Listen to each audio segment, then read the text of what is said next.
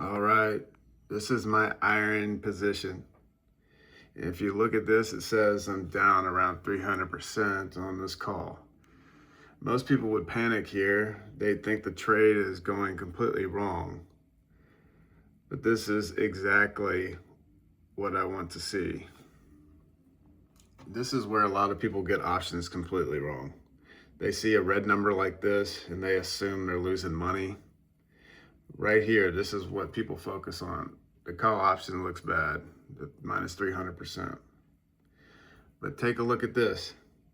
At the same time, my shares are up $700. So one part looks like a loss, while the other part is clearly working in my favor. Think of it like this. Imagine someone pays you up front for the option to buy your house at a fixed price. You collect that money immediately. Now, if the market goes up, that option becomes more valuable to them. But that doesn't mean you're losing. It just means they got a good deal. So that's exactly what's happening here. When I sold this call, I collected premium up front. In exchange, I agreed to potentially sell my shares at $50. And as the stock moves higher, the value of that call increases. That's why it shows a loss. But that loss isn't realized. It's simply what it would cost to close the option at that moment. Meanwhile, my shares are gaining value. So the overall position is still playing out exactly as planned. This is where most people mess up. They see a red number and they think they're losing. And then they close the trade early. They give back the premium, never allow the strategy to actually work. But the whole point of selling calls is to let time decay work in your favor and allow the stock to move within your plan. If you don't understand that, you end up fighting your own position. Now here's where it gets interesting. IREN has started to move higher. Here's IREN stock price, and it's at $46.59. It's up almost 8% today, up $3.52. It's sitting in the mid 40s with about 10 days left until expiration of the calls. So this trade is entering a key decision window. And one other thing that I'm watching is the short interest sitting around the 18% of the float. The short interest is at 55.88. The float is at 18.70%, and the ratio is at 1.43.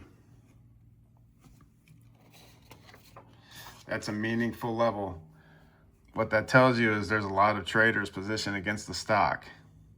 And if this continues to move higher, those positions can still feel pressure.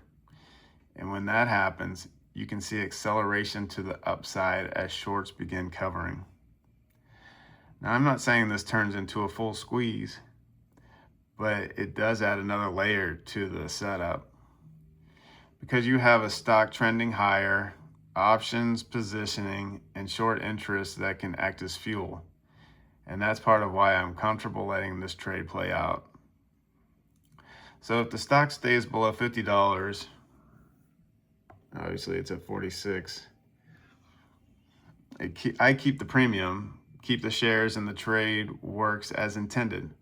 But if it pushes towards $50, then I have a decision to make. Option one is I do nothing. I let the shares get called away at $50 and I lock in the profit and then I move on. Option two is I roll the call. That means buying it back, selling a new one at a higher strike, and then later expiration.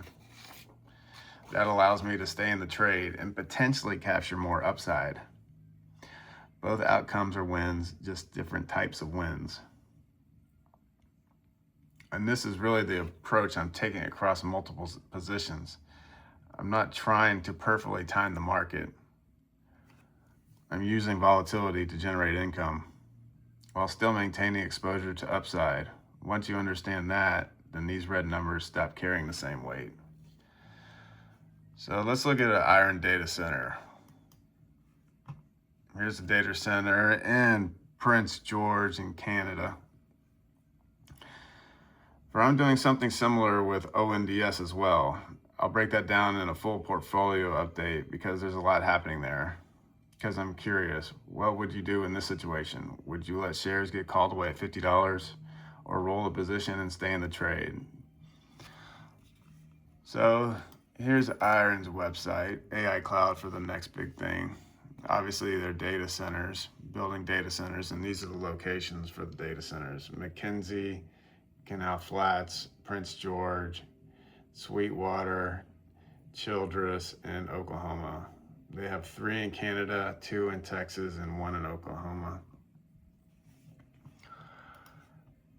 And this is the data center built in Prince George in Canada. And what is IREN Limited? IREN formerly was Iris Energy Limited. It's a Sydney-based company in Australia that operates data centers for Bitcoin mining and AI cloud services, powered by 100% renewable energy. The firm is aggressively expanding into AI infrastructure with NVIDIA GPUs, targeting over $500 million in annual recurring AI cloud revenue. The business model, vertically integrated, focusing on high-performance computing, AI cloud services, and Bitcoin mining.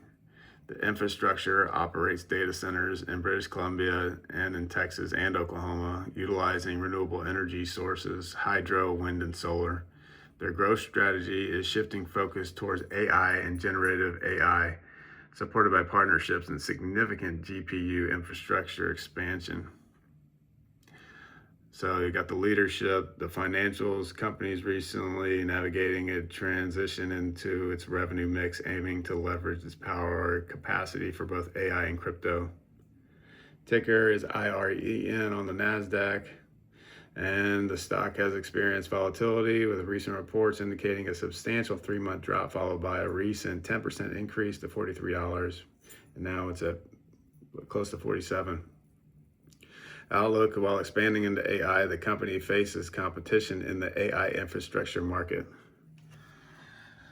So that's it for this video. Let me know in the comments what y'all think. And we shall see you in the next one.